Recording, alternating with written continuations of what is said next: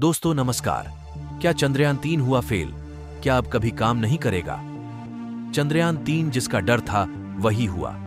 इसरो की तरफ से बार बार कमान देने के बावजूद भी चंद्रयान 3 में कोई हलचल नहीं हो रही है। दोस्तों 22 सितंबर को पूरा देश चंद्रयान 3 के लैंडर विक्रम और रोवर प्रज्ञान की नींद से जागने का बेसब्री से इंतजार कर रहा था। चांद पर तापमान 0 से 10 डिग्री सेल्सियस ऊपर होने पर वेकअप कॉल आएगी। इसी के साथ अलार्म का जवाब देते ही लैंडर और रोवर जाग जाएंगे।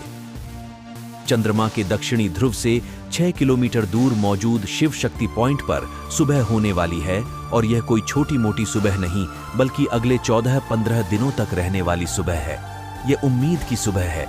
अगर सूरज की पर्याप्त रोशनी चंद्रयान 3 विक्रम लैंडर और प्रज्ञान रोवर के सोलर पैनल्स पर पड़ी तो वह जाग जाएंगे। 23 अगस्त को चंद्रमा पर उतरने के बाद से चंद्रमा की सतह पर चंद्रयान 3 ने प्रयोग किया। इसके बाद 4 सितंबर को बैटरी को पूरी तरह से चार्ज कर इसे सुला दिया गया। साथ ही सोलर पैनल इस तरह से सेट कर दिए गए थे कि चांद पर सूर्योदय होने के बाद लैंडर और रोवर को एनर्जी मिल सके। दोस्तों चंद्रयान 3 को लेकर इसरो ने यह प्लान बनाया था कि वह इस चांद के दक्षिणी ध्रुव में लैंड करवाएंगे और फिर अगले 15 दिन तक रोवर और लैंडर चांद के उस हिस्से में खोजबीन का काम करेंगे और इस तरह यह मिशन कंप्लीट हो जाएगा। लेकिन दोस्तों अंत में आते आते इसरो ने अपना प्लान चेंज कर दिया। वैज्ञानिकों ने बताया कि यह मिशन इतनी जल्द खत्म नहीं होने वाला है, मतलब इसका फेज 2 अभी बाकी है।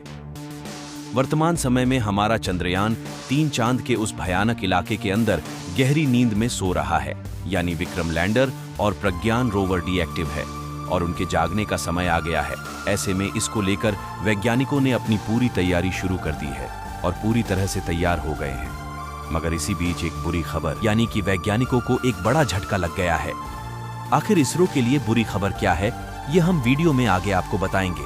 इससे पहले आप हमारी वीडियो को एक लाइक जरूर करें और कमेंट में जय हिंद जरूर लिखें। आपके मन में यह सवाल तो जरूर आ रहा होगा कि अगर हमारा चंद्रयान 3 वापस एक्टिव नहीं हुआ तो क्या होगा?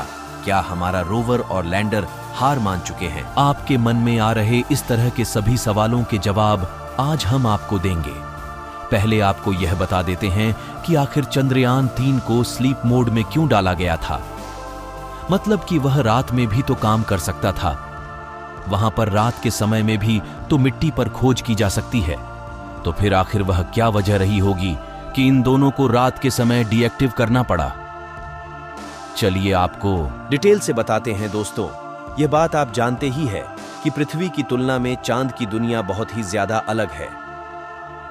खास तौर से बात अगर चांद के दक्षिणी ध्रुव की हो तो बात बिल्कुल ही अलग हो जाती है। चांद का दक्षिणी ध्रुव इलाका है जहां सबसे ज्यादा भयानक गड्ढे हैं और क्योंकि यहां सूर्य हमेशा होराइजन पर रहता है तो इसलिए दिन में भी यहां पर कोई खास उजाला नहीं होता है। साथ ही चांद पर कई किलोमीटर तक फैले हुए बड़े बड़े गड्ढे हैं जिनमें करोड़ सालों से सूर्य की रोशनी नहीं गई है। हमारा चंद्रयान 3 लगातार चांद की उस अंधेरी दुनिया में एक गहरी नींद में सो रहा है और हर एक भारतीय इस इंतजार में है कि आखिर वह दिन कब आएगा जब एक बार फिर से हमारा चंद्रयान मिशन अपनी नींद से जागकर पूरी दुनिया को हैरान करेगा। लेकिन दोस्तों अभी इसरो की ओर से एक बड़ी खबर यह आ रही है कि हमारा विक्रम लैंडर ने स्लीप मोड में ही चंद्रमा की सतह से एक ऐसे रहस्यमयी सिग्नल को डिटेक्ट किया है जिसे सुनकर अमेरिकन स्पेस एजेंसी नासा भी हैरानी में पड़ गई कि आखिर विक्रम लैंडर को यह सिग्नल कैसे मिला जिसे नासाए पिछले 60 सालों से नहीं ढूंढ पाया। तो दोस्तों आखिर विक्रम के इस मैसेज में ऐसा क्या राज छुपा है जिसे दुनिया का कोई भी देश किसी भी हालत में पाने के लिए तैयार है?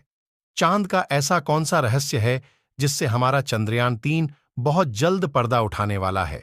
लेकिन चंद्रमा के दक्षिणी ध्रुव पर रात होने के बाद घना अंधेरा छा जाता है जिसमें इन्हें किसी भी प्रकार की ऊर्जा नहीं मिलेगी। इसलिए इन दोनों के कंप्यूटर सिस्टम को हमारे वैज्ञानिकों ने शट डाउन कर दिया है ताकि जब 15 दिनों के बाद चंद्रमा के दक्षिणी छोर पर फिर से सूरज की रोशनी पड़ेगी तो इन दोनों को आसानी से चालू किया जा सके। हालांकि दोस्तों, विक्रम लैंडर पूरी तरह से स्लीप मोड में नहीं है, बल्कि उसके कुछ सेंसर और सिग्नल एंटीना अभी भी ऑन है, जिनके माध्यम से हमारे वैज्ञानिक अभी भी लगातार चंद्रमा से जानकारी प्राप्त कर रहे हैं। लेकिन कल विक्रम लैंडर ने चंद्रमा से कुछ ऐसा डाटा भेजा जिसे देखकर हमारे वैज्ञानिक भी डर के माहौल में आ गए। कल की रात चंद्रमा के दक्षिणी ध्रुव की सबसे ठंडी रात थी, जिस वक्त वहां की सतह का तापमान -270 डिग्री सेल्सियस से भी नीचे पहुंच गया। यह अब तक का सबसे कम तापमान है जिसे विक्रम लैंडर ने रिकॉर्ड किया है। तो दोस्तों, इस रिपोर्ट के मिलते ही इसरो के वैज्ञानिकों में खलबली मच गई, क्योंकि -250 डिग्री के नीचे तापमान में किसी भी इलेक्ट्रॉनिक डिवाइस का सही सलामत बचना काफी मुश्किल है। ऐसे में वैज्ञानिकों को इस बात का डर सता रहा है कि अगर विक्रम और प्रज्ञान के अंदर लगे कंप्यूटर सिस्टम में कोई खराबी आ गई तो वह दोनों फिर से कभी चालू नहीं होंगे और हमारी सारी उम्मीदों पर पानी फिर जाएगा। इसरो चीफ ने बताया है कि हमने पहले ही हमारे विक्रम लैंडर और प्रज्ञान रोवर की टेस्टिंग -250 डिग्री सेल्सियस तापमान में की है। ऐसे में अभी भी इस बात की संभावना है कि हमारे वह दोनों शूरवीर उस भयानक ठंड को भी सहने में कामयाब हो जाएंगे। दोस्तों, 14 तारीख के बाद से चांद की उस जगह पर अब तापमान धीरे धीरे बढ़ने लगा है। ऐसे में हमारे चंद्रयान 3 की सबसे मुश्किल घड़ी टल चुकी है। लेकिन दोस्तों, अभी हमें इस बात की कोई जानकारी नहीं है कि विक्रम और प्रज्ञान के कंप्यूटर सही सलामत है भी या नहीं। आप भी कमेंट बॉक्स में हमारे चंद्रयान 3 की सलामती के लिए दुआएं जरूर करना। दोस्तों, अब हम आपको बताते हैं कि विक्रम लैंडर के भेजे गए उस रहस्यमयी सिग्नल में ऐसा क्या मिला जिसे अमेरिका पिछले कई सालों से ढूंढ रहा है। दरअसल दोस्तों, जिस वक्त चंद्रमा के दक्षिणी ध्रुव पर दिन का समय था, तब वहां का तापमान हमारी पृथ्वी जितना ही था। इसलिए जब हमारे विक्रम लैंडर ने चंद्रमा की सतह के नीचे पानी की मौजूदगी की जांच की तो पता चला कि सतह के नीचे पानी की मौजूदगी की जांच की तो पता चला कि सतह के केवल 10 सेंटीमीटर नीचे की मिट्टी में ही नामी मौजूद है, जो कि एक छोटे पौधे को रेगुलर पानी प्रदान करने के लिए पर्याप्त है। लेकिन अब वहां पर रात हुई तो हमारे विक्रम लैंडर ने एक बार फिर से चंद्रमा की मिट्टी का सैंपल लिया तो बहुत ही चौंकाने वाला नतीजा सामने आया। दरअसल दोस्तों, जैसे जैसे चंद्रमा के दक्षिणी ध्रुव पर तापमान में गिरावट आई तो सतह के नीचे छोटी छोटी मात्रा में बर्फ के टुकड़े जमा हो गए। यानी बहुत कम तापमान की वजह से मिट्टी में मौजूद नमी ने बर्फ का रूप ले लिया। और जैसे ही जानकारी इसरो ने दुनिया के सामने रखी तो नासा भी हैरानी में पड़ गया। दोस्तों, इस बात की जानकारी बताने वाला भारत पहला देश बन चुका है। दोस्तों, ये खोज आज तक के मानव इतिहास की सबसे बड़ी खोजने में से एक है, जिसे भारत के वैज्ञानिकों ने सबसे पहले दुनिया के सामने रखा। अभी की बात करें तो टेस्टिंग के लिए वैज्ञानिकों ने रोवर और लैंडर को कुछ सिग्नल भेजने का प्रयास किया है, लेकिन कुछ खास संपर्क नहीं हो पा रहा है। अब बस यही सवाल उठ खड़ा होता है कि अगर चंद्रयान 3 वापस एक्टिव नहीं हुआ तो क्या होगा? मतलब कि यह मिशन फेल हो गया है? नहीं दोस्तों, हमारे इस मिशन को सफलता 4 सितंबर को ही मिल चुकी है।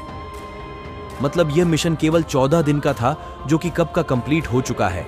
ऐसे में अगर चंद्रयान 3 वापस एक्टिव नहीं हुआ तो कोई घबराने वाली बात नहीं है। चंद्रयान 3 ने जो करना था वह कर दिया। वैसे दोस्तों, आपको क्या लग रहा है? क्या वापस से चंद्रयान 3 एक्टिव होगा या फिर नहीं? हमें कमेंट करके जरूर बताइएगा। चलिए दोस्तों, इस वीडियो को यहीं पर खत्म करते हैं। इसरो की मेहनत के लिए वीडियो को एक लाइक जरूर कीजिएगा।